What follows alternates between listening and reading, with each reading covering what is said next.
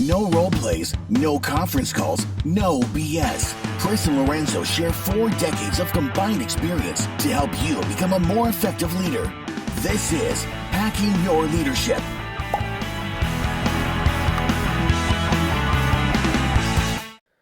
Welcome to a special episode of the Hacking Your Leadership podcast.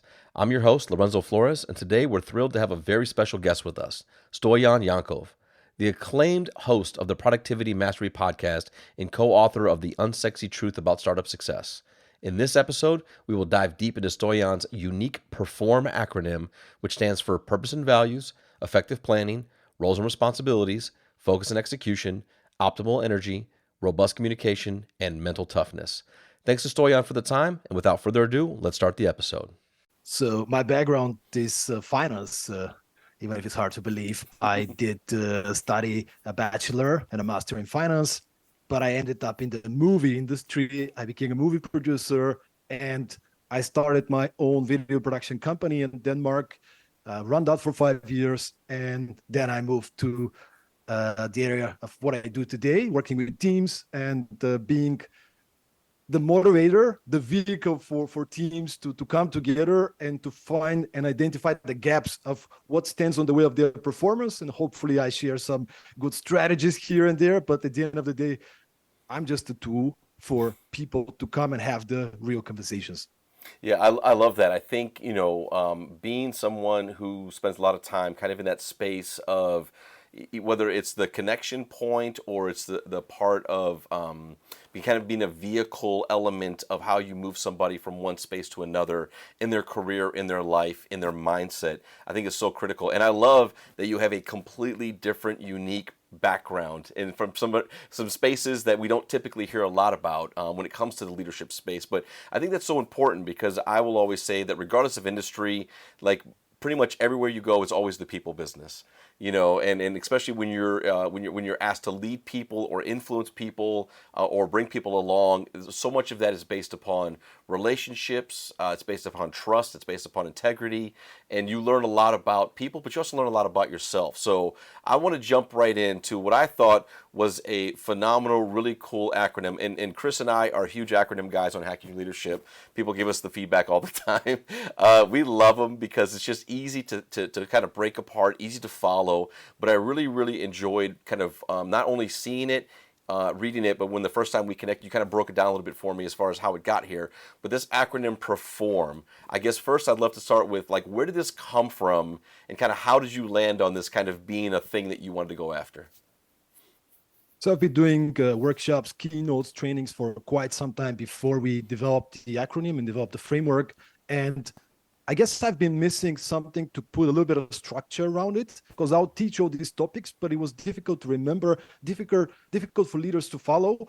And I gotta be honest, this acronym mainly came from me having a cup of coffee with myself at a Starbucks coffee, at a Starbucks coffee shop. I was trying to make sense of things and put together the framework, and it kind of all made sense because I've been teaching it for years, all the topics around it. So P.E.R.F.O.R.M stands for P for purpose and values, E for effective planning, R roles and responsibilities, F focus and execution, O optimal energy, second R robust communication, and M for mental toughness. I love that. I love that. And I kind of want to break it down a little bit more even because I think that, each one of these means a lot to everyone.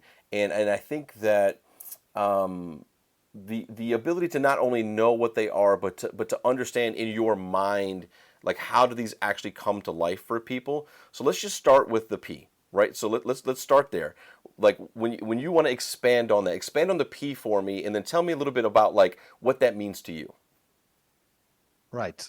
So P stands for purpose and values, and purpose is the bigger mission, the cause, the purpose. Why do we do what we do? What is the kind of impact we want to make as a company? And it doesn't matter if you're a small startup of 4 people or if you're a large organization, multinational organization. Why do you do what you do? Are you able as a leader to articulate the why across the different levels of the organization? Are people excited about this mission and this purpose? Do they care? Do you have this as an element in the recruitment process as well? Like, do we want to attract people that care about what we do, right? So that's the why, that's the purpose, and values, of course, the principles. How do we show up? How do we act? Values is about the how. Now, what do we do? What do we prioritize when we're making decisions? I mean, you and Apple, right? Like, you guys. I've actually been using you as an example sometimes with the values, like the different kind of values and the order of priority of how we make decisions. Do we have just a set of values that are kind of written down and an HR department is using it for the ads, job ads, or does it actually mean something?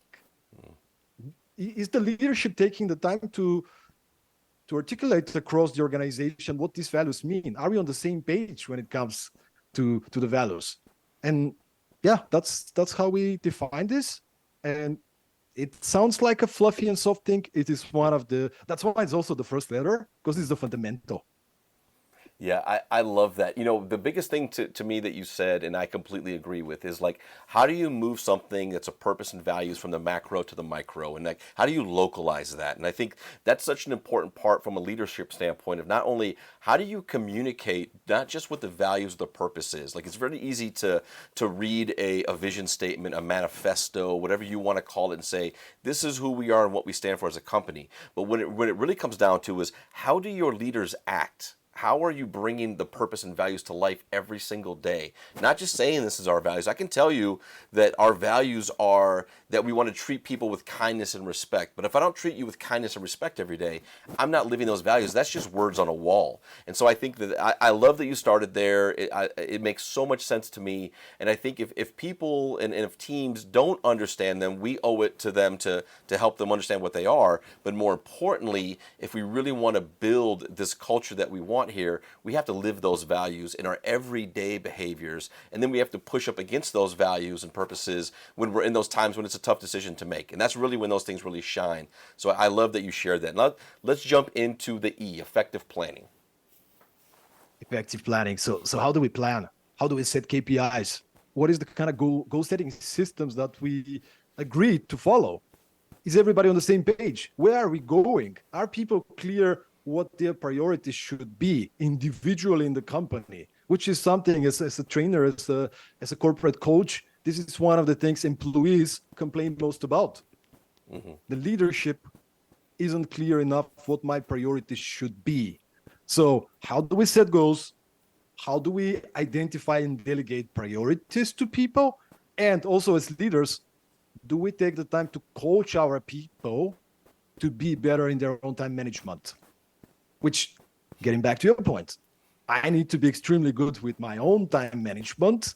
Otherwise, why should I go and tell my people, hey, you need to be a master of your own time? If I'm not really good at that, if I don't take the time. And I got to tell you also, there's so many leaders that come with the same sentence. Stoyan, oh, these tools, oh, these ideas, it's amazing. Love your stuff. But I don't have time to plan my time. I'm just so busy. Yeah. There's so much to do. Like, you don't understand that. I'm always like, really, you don't have time to plan your time. Maybe you haven't prioritized time for planning. So now you have no time for anything. And you're just going all around the place being reactive as opposed to proactively moving the needle in the direction you got to move it. So if there is one thing the audience needs to get from this conversation, I would say, you have to block time in your calendar for planning on a daily basis. 20 to 30 minutes, put it in your calendar, create a meeting with yourself in Google Calendar or, iCal, whatever you're using, and just say planning or time management. And then you sit with yourself and you start reflecting. What did I produce today as a leader? What did my team produce? What's the progress? What's the challenges? And then looking towards the next day, then you look at the goals, the priorities, the objectives. How do I get the most out of my day? How do I remove the obstacles for my team to get the most out of their day? Because I'm the leader and I got to coach them to get the most out of their time. So this is the area of effective planning. Yeah, no, I love that because I had a mentor of mine share with me a long time. They said leaders vote with their time. So like wherever you spend your time is what you're showing your people that you prioritize. And when you have an effective planning element, it shows people that you intentionally plan your time and you prioritize the spaces and the places that you need to be. So I love that. And then you kind of touched on this a little bit, which kind of swings us right into the R, which is like, now that you've kind of got a great vision and purpose, you're really intentional with how and where you spend your time. Now it's time to kind of define what are the roles and responsibilities that each of us have, both as a leader, but also the people. So I'd love for you to kind of dig into that a little bit as well. And by the way, roles and responsibilities, we only came up with this area initially because we needed to make the acronym work. All the other areas, all the other areas were clearly defined. It's like, okay, we need a second R, roles and responsibilities. Yeah, makes sense. But why do we need that? People should be clear on that. That was the initial, idea. Then we started doing workshops and we started getting the best grades, the best feedback on roles and responsibilities. Maybe there's something here because, everybody has a title also. Everybody has a title, right? Mm-hmm. I'm the chief marketing officer. I'm the head of IT. Really? Okay. So what do you do? What are your responsibilities? Are you clear? What's the different responsibilities that you're the last person in command? And is everybody from your team clear what is within your responsibilities, right? And where is the decision-making power for everybody, right? Hey, Maria, Michael, and George are working on this marketing campaign. Okay, who's the one that's accountable? So many organizations never take the time because they're busy to talk about these kind of things. And talking about roles and responsibilities, and I love your podcast, I said it already, but you guys talk a lot about that. It's about taking the time, making the time to get to know your people, to make a development plan, right? Where would you like to develop? What are the kind of areas that you're not just good at? Like we want to focus on your strengths, don't get me wrong, but what are some of the things that you love to do? There's a simple exercise in the book, P.E.R.F.O.R.M, the Unsexy Truth About Startup Success. There's a simple exercise, mapping your responsibilities. You can do it very simple. You just open a spreadsheet, okay? And then you write all the different commitments, responsibilities that you might potentially do.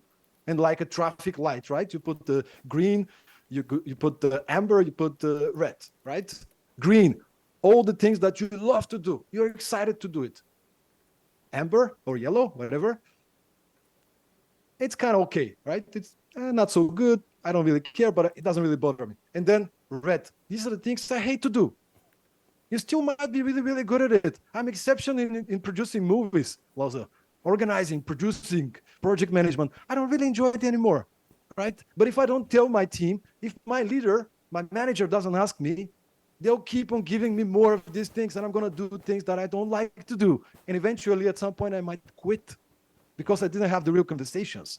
How about we shift a little bit the culture and start being more proactive into understanding our people, what motivates them, and allocating tasks and projects, creating clarity for people. Everybody knows who's the decision maker, but also giving and delegating tasks that they're not only good at, they love to do them.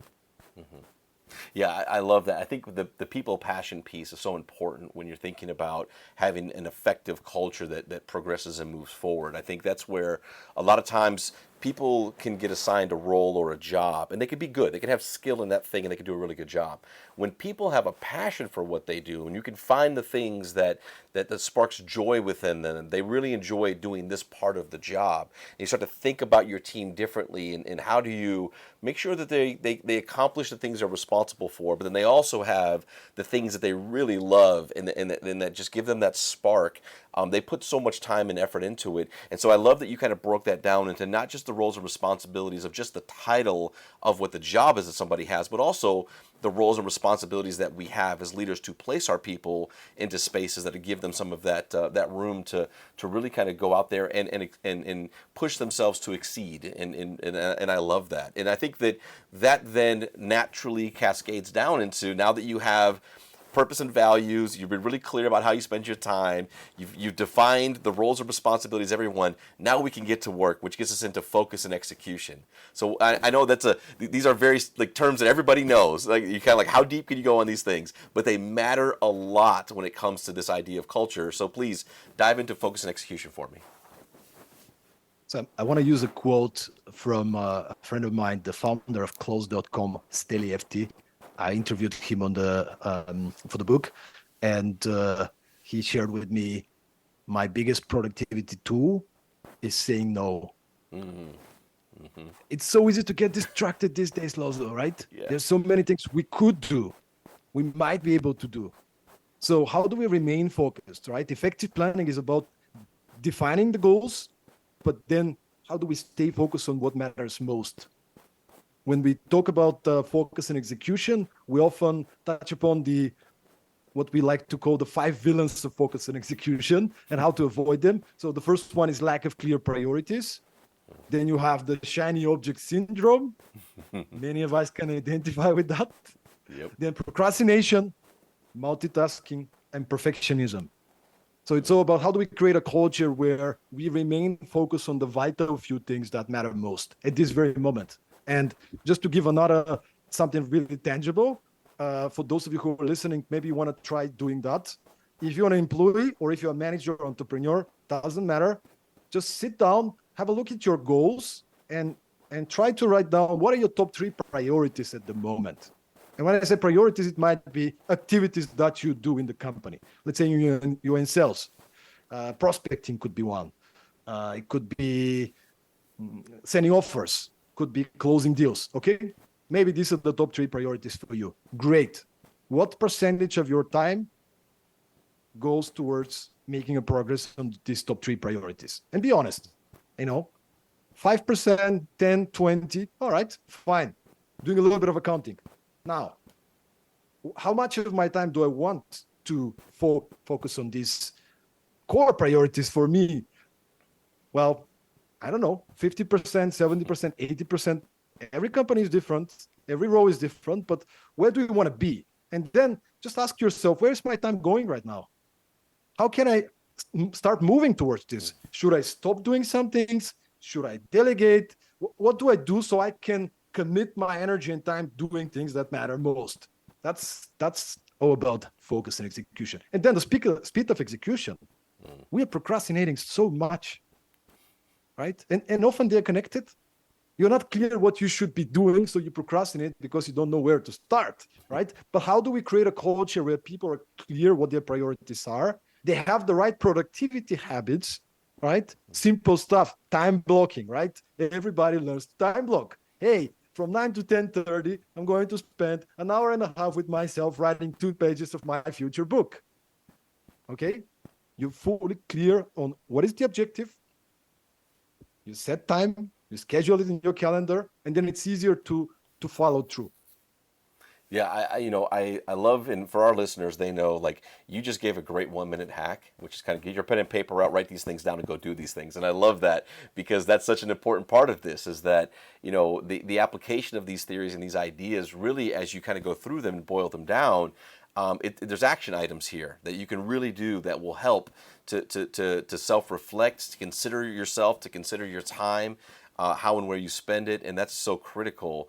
And I love that because I think that those are the things that we can say things like focus and execution, but what do we really mean? And then how do we create focus? And then how do we make sure that we're executing on the plan and that we have places and milestones to check in on and validation and those types of things. So I love that piece of it. And then this flows right into the next thing, of course. And I'm a huge fan of this because I'm a big believer in people and leaders either they bring energy into the room or they take energy out of a room, right? There are a lot of leaders that sit in the middle where you don't even know they entered the room. Okay, fine, right? Not my style, passive, right, that type of thing. But it's such an important thing that when it comes to, again, establishing culture, establishing inspiration, having a leadership where you've got a positive kind of command skill when it comes to the rooms that you enter. But you talk about this as the O in optimal energy. So break that down for us. Optimal energy, the well-being of you and your people, creating an environment that is supportive of the mental, physical, emotional, spiritual well-being of everybody involved. That's pretty much about it. And again, we come down to the unsexy stuff, right? Like the subtitle of the book is The Unsexy Truth About Startup Success. Because we all know these things, but it's not about what we know. I think there was a survey that showed that, I think several years ago, 61% of American doctors are either overweight or obese. Wow. And these are the people that tell you, you have to eat your vegetables, you have to exercise and those kind of things. So in the section of optimal energy, we broke down, a lot of frameworks. There's another framework, energy, which stands for exercise, nutrition, excitement, our relationships, G for good sleep, and Y for you time for yourself. So we tried to kind of simplify and emphasize on what are the kind of areas or habits that you want to build in order to be at the top of your energy. Again, we can't do the work for you, but at least you can evaluate yourself from 1 to 10 in each of the areas of the energy framework. How are you doing recently? How have you been doing? Do you have to prioritize a little bit your sleep? Or do you have to spend more time in the gym? Do you have to spend more time with inspiring and empowering people? Your relationships. So energy is all about how do I feel, but again, you got to be the leader that leads by example, and create a culture where these things are prioritized. Let me give you one simple example, by the way, to anybody. We started this little process, this strategy in a weekly call with my team. I have a small remote team, 5 to 10 people currently, and we came up with this personal development hour. So every week we'll spend an hour and a half, where one person from the team is going to present something connected to our personal development, journaling, time management, meditation, like all things that will support you and your energy. And this is the best time of the week. Everybody's so excited. Everybody joins. I'm actually positively surprised. I thought nobody wanted to join, right? It's company time. I'm paying for it, right? I want people to show up, and I want people to share strategies, how to feel better. I care about my people, So if more leaders spend the time to care about their people, to coach them and to provide them with an environment in which they can grow, they can feel well, and they can pay more attention to their energy, their well-being. And of course, they will perform better. There's no way around it. I love it. And I love the fact that my initial thought around energy was the impact the leader has when it comes to the energy you bring into a room. But what you're talking about is the actual physical elements of you having energy in general, and being able to be healthy and being able to have the time to reflect and that type of thing. So again, it's a great reminder that even when we use common language in leadership and leadership theory, we could have completely different definitions of how we initially see the words, and that's why it matters that we talk about this. It's why it matters that we find alignment and we discuss what our ideas are. Because if we both go into this dialogue thinking energy means two different things, and I'm like, what is he talking about? And you're like, what are you talking about? Right? We kind of have to say, like, no, let's align on what the definition of the word is, to then be able to have the acronym comes in, which rolls right into the next thing, which is robust communication. So let's talk a little bit about the importance of communication. Do you have 3 weeks? How much time do you have, right? Yes. Like, this is the topic that we can write 10 books about. It's not going to be enough, right? Yeah. But I want to use a metaphor that I learned from a Hollywood cinematographer who was on my podcast. His name is Shane Herbert, and we spoke about leadership and how is he productive as a DOP, director of photography. And he shot the Terminator Salvation. He shot Need for Speed. Wow. Many blockbusters, and he had 250 people in the camera department only on Terminator. So we talk about leadership, and I'm like, well, what are your challenges as a leader, as a director of photography? He thought about it, and he said, so my biggest challenge as a leader is to make sure that every person from my team is making the same movie. Wow. Instead of everybody making their own movies. I'm like, what a great metaphor, man. Like, is the marketing department and the sales department and the operations, are they making the same movie? Like, we all know this so many challenges, especially in a bigger organization, to communicate internally. By the way, robust communication, we are focusing entirely on the internal communication. What systems do we have? How frequently do we have meetings? How effective are our meetings, right? How often do we provide each other feedback? Not just top down, but the other way around as well. And this is one of the biggest challenges for leaders. I'm still trying to nail it myself, even though I'm putting a lot of effort. It's how do I create a safe space for the people that I manage to not be afraid to tell me the truth in the face? And tell me, Stoyan, last week on this meeting with the client, you were talking too much and we lost the client. You need to shut up and ask more questions, for example, right? Yeah. Right. But I want them not to be afraid. I want them to, and this is what we want as leaders. How do we create such a space where people communicate efficiently, like through you have the right softwares, you have the right systems, you have the right structures, and by structure I also mean how often do we do certain things, how often do we communicate verbally versus in a written shape and form. How often do we have strategy meetings and what do they include, and team offsites, and how do we make them productive? All these kind of things so we can improve and have a better communication. Yeah, I love that, and it's so important because to your point about the movie and the director thing is like you all have the same client. We're trying to close the same client, Stoyan, right? So like let's make sure that we're showing up and that we're all playing our parts to give the best experience possible and close it. I love that, and then finally the M. Here we are, mental toughness. I'm really excited to learn a little bit more about this because this is something when we think about right now the workforce and mental health and how we think and how we spend time in our own heads and how do we stay committed, persevere, grit. These are all things that have to do with kind of being in our heads and being focused on making sure that we can work through the difficulties that we of course are going to see. But I'd love for you to kind of break us into mental toughness. Mental toughness is our capability to deal with stressors. What do we do when things don't go by plan? How do we show up? How do we stay with a cool head when everything is burning and lead our teams? And not only we stay cool, right? But we effectively keep the emotional temperature of our team at a good place, right? I had a great conversation with a very successful founder. Her name is Kari Rusaleb, the founder of Thunderbeam, a scale up from Estonia. She used to be the CEO of the Tallinn Stock Exchange, and she shared with me this story. She told me, as a leader, you're the CMO, the Chief Motivation Officer. I don't care what leader you are, that's part of your role. That's part of your job. And she shared with me this story also. She was like, when she was working in the stock exchange, she woke up one morning and she just slept at the wrong side of the bed. It was bad weather. If you've been to Estonia, you probably would know. And then she was in traffic. She goes to work, and her office is at the end of the corridor. So she's just grumpily walking towards her office. She gets some coffee, and 15 minutes later, she gets a visit from the head of HR.